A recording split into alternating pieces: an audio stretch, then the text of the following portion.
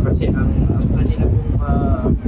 ang kanila pong comment essentially is they are invoking many laws na sabay-sabay hindi na namin alam kung ano po doon, and I understand it's their job to do.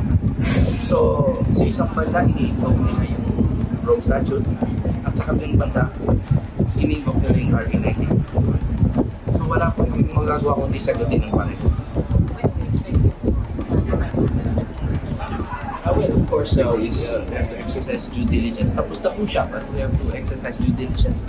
Napakaganda po ng ginagawa nila, Attorney Bobby Torion, my partner, and Attorney Resi Nolasco, who is actually the lead drafter of it.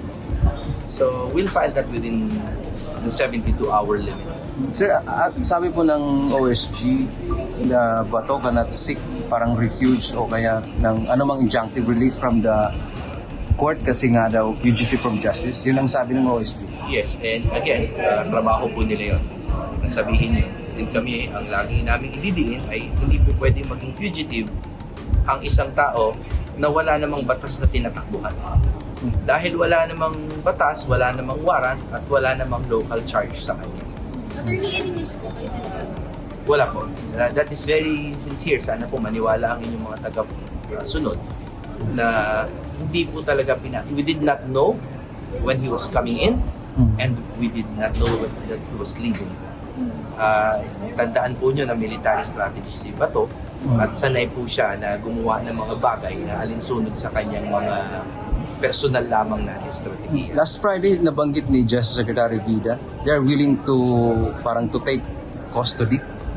Parang i-custody nila si Senator Bato. But parang yun yung offer. Ano yes, kung sabi niyo doon? Yes, and again, it has no legal basis. Because when you take legal custody, hindi protective custody, when you take legal custody, it assumes that the person is under custodial investigation.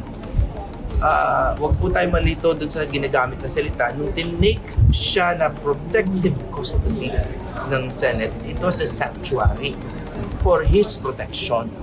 Pero yung sinasabi po ni Secretary Vida, I am not sure what he means. But if he means legal custody in the sense that he will be in some way detained, then of course we must object to that.